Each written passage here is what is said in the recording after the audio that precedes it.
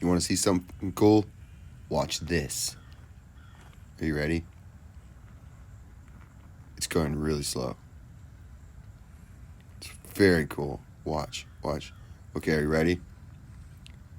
See that?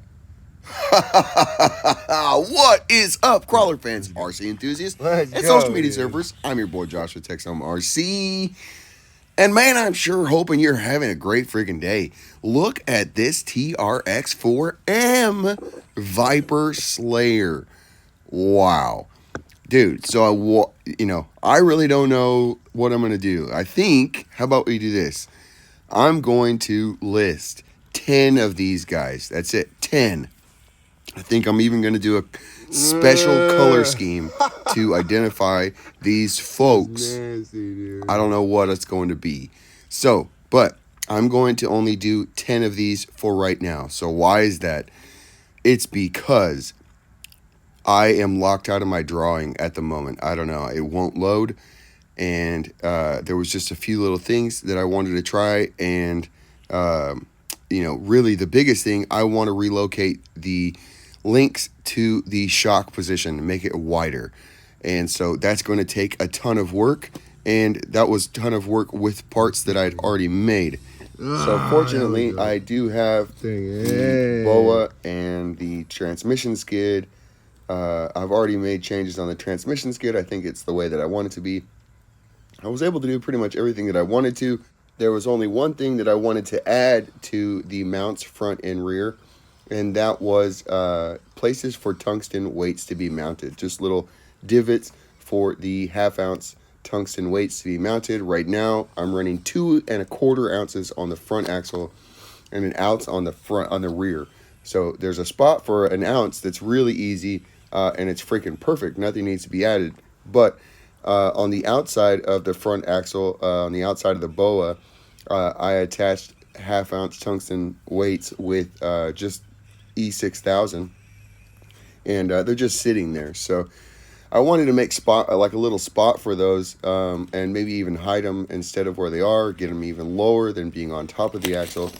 But that's really all that I wanted to do. And then also I wanted to try to relocate the shocks. If you look at the mounts connect to the center of the axle over the differential, but then they also connect at the outside of the links. So where the shocks would normally mount. Well, then that means they're totally in the freaking way if I want the links to be there. So that means complete redesign on everything, on parts that already absolutely work, dude. This thing is my favorite rig I ever drove. No question, dude. This thing is savagery. Sorry, thank you, little Etsy. Thank you, Steve. Okay, thanks for favoriting the shop, dude. Appreciate you, Steve. So, but lost my train of thought there. Anyway, so I can't relocate the shocks. The rig works phenomenal. It is my favorite rig I ever drove. I have it set up right now at 5 inches wide. That's all that it is. It's only that wide because I wanted to see what it would be like for rear steer and to run gates. Can I still do all my tricks and run, like I would be running gates? And, it did phenomenal. I would like to, I'm going to probably take it back out tomorrow. Craig said he could run. Good, so we'll probably go out for a battle tomorrow. I'll take this back out again, and I'm going to flip the front wheels only. That's the only change that I will make, other than I have a couple parts, the skid, the sliders on the bottom. For the Traxxas, we went from 5 millimeters. I'll get to your question in just a minute, Steve. Dadgummit.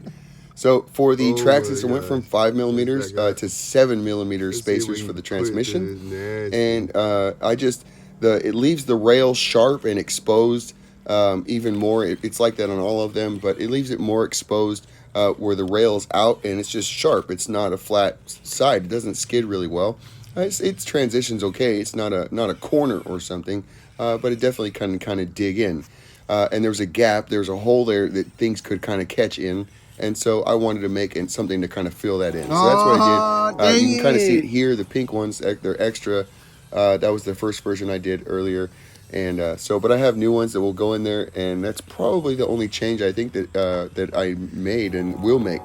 This thing is absolutely freaking phenomenal. I redid the links for this. I was trying to avoid it. I wanted to stay with the same link set for my own ease. but to run the shocks like they were going to bind. Like, you can't run them on the inside with the big shocks. They hit the drive shaft. It's too big. So I was going to have to redo them, and all I had to do was just kind of make a new post. I rotated a little bit and removed a little bit of material. So they work freaking awesome. So everything should be freaking phenomenal. And I can talk about my axle clocker chicken chuckers and show all that off very soon. So if you can't tell, I'll get to you in a minute, Steve. Dadgummit. I'm glad that you're favoring all my stuff, dude. I hell appreciate it, Steve. Shout outs. If you didn't know, dude, if you're on the Etsy side, when I'm making videos, bro, I'm going to shout you out. So look at these maneuvers, though, bro. I love rear steer, if you can't tell. It is just phenomenal. And with this, it's just so good. This right here is a tough obstacle. Just so hard to hit this V. I want to get it. I did push up, and then I failed in the rear end. So got to work on the rear steer. So hard, so technical, but I need to set up out here. I'm going to set up some cool V notches. I was thinking about that on my way out.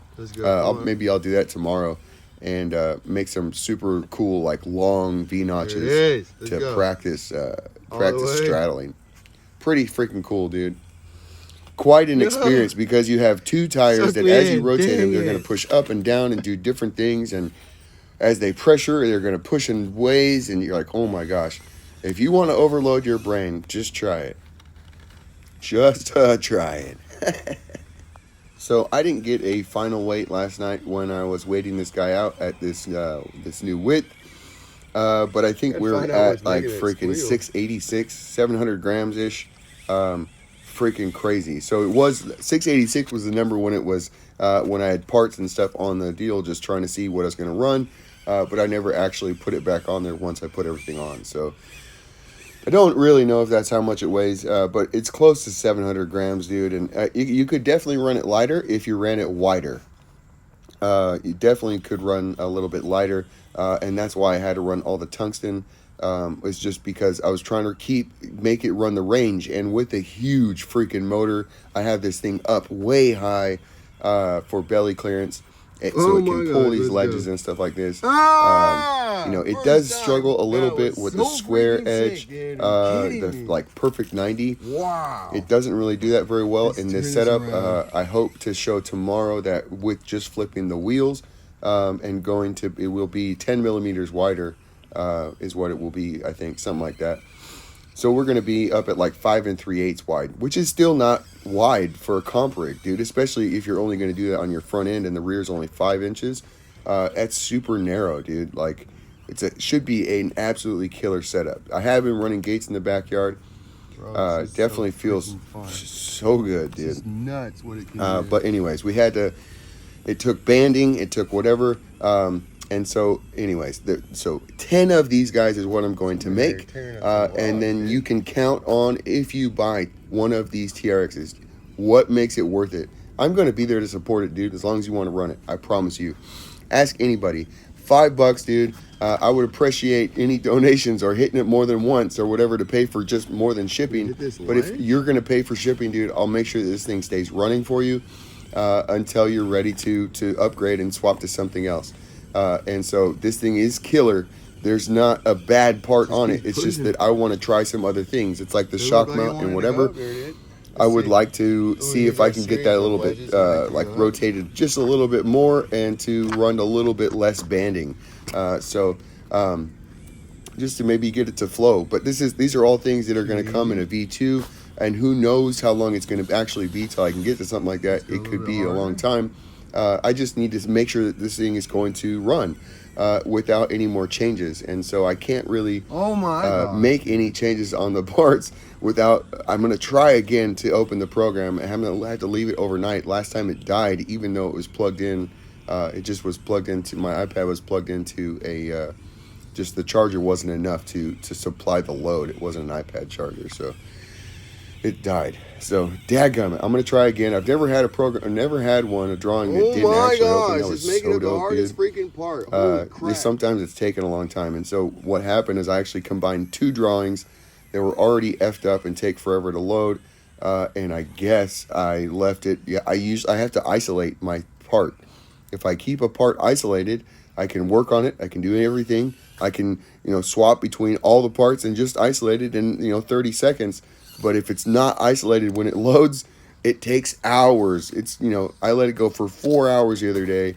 And it was like, dude, I can't let my iPad just sit here anymore. I got crap to do on the iPad. It's like, daggum, dude.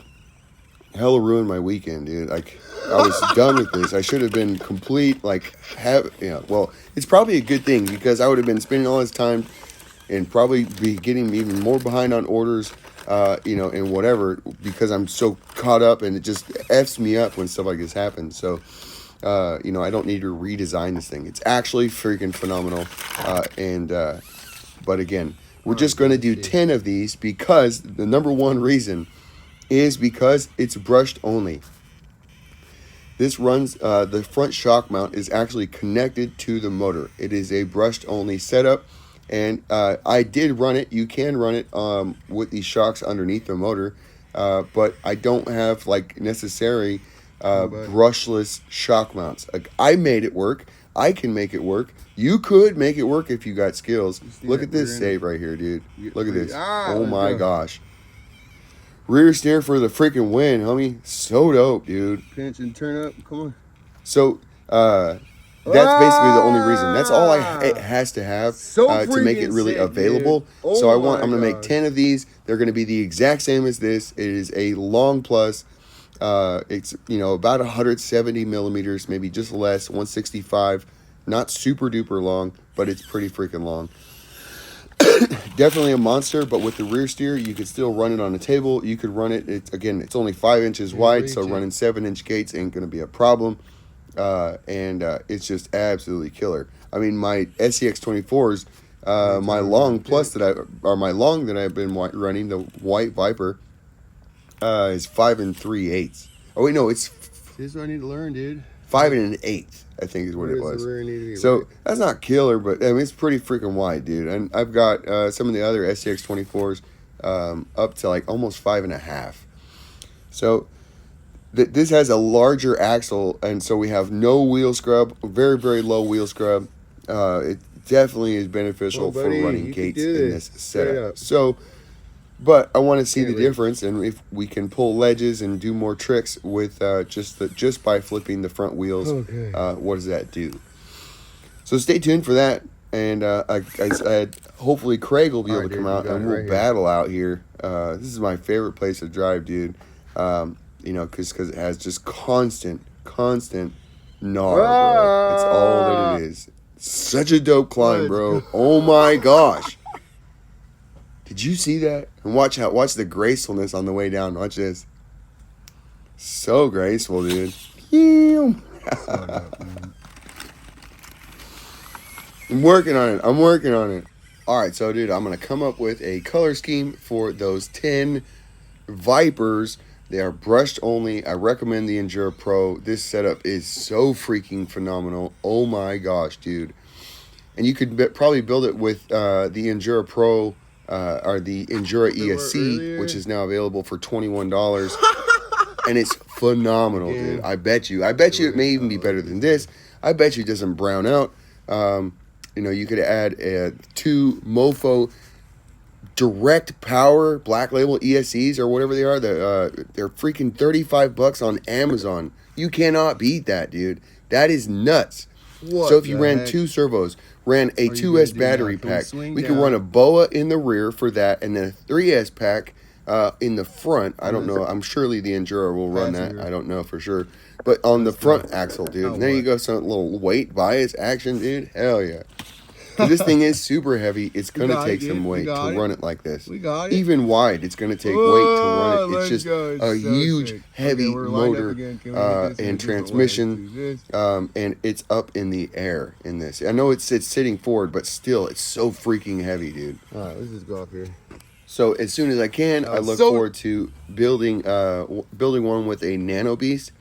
The new Nano Bam, and we'll get that sucker going, dude. But until then, this is what we have. I will only do 10 of them exactly like this, and until I can figure out if I'm just going to continue to use these parts, or if I'm going to remake the parts, or whatever I'm going to do. And so it's just going to be 10, rip to your freaking flip, dude.